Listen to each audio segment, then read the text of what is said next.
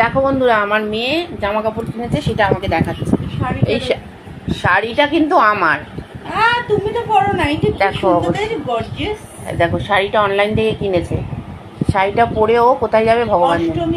অষ্টমীর দিন পরবে। কি গর্জিয়াস না? হ্যাঁ, খুব গর্জিয়াস। এবার জামা কাপড়গুলো দেখাও। লিংক চাইলে প্রোভাইড করে দিও। শাড়ি দেখাও দেখাও, তাতেই দেখো। গুছিয়ে দাও। ওটা বন্ধুরা, আমার কিছু হয়নি, জানি না হবে কিনা। ফার্স্ট আইটেম যেটা দাদা গিফট করেছে,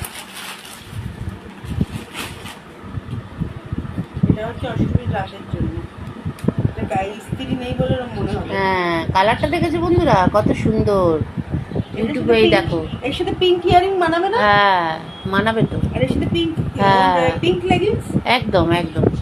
আমারটা একটু ঢিলা হয়ে গেছে, কিন্তু এটা আমার সাইজ। বন্ধুরা জানো তো, আমি একটা কিনেছি কিন্তু আমারটা একটু ঢিলা হয়ে গেছে।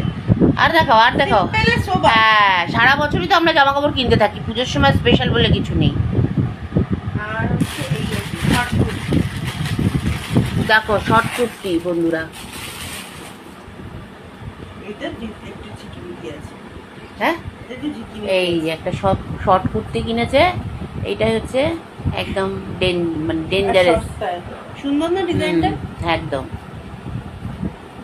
আর একটা হচ্ছে জিন্সের টপ। আর একটা দেখো, কতগুলো কিনেছে, বলছে হয়নি নাকি। নিচের লোয়ার পোরশন বাকি তো, প্যান্ট। এই দেখো বন্ধুরা, এটা জিন্সের টপ, হাতটা এরকম ফ্লাফি ফ্লাফি। হ্যাঁ, দেখেছো একদম। তো বন্ধুরা বলো, জামা কাপড়গুলো কেমন হয়েছে একটু কমেন্ট করে জানিও, ঠিক আছে? যদিও এগুলো আমার নয়, আমার মেয়ের। তো চলো টাটা, আবার পরে দেখা হচ্ছে।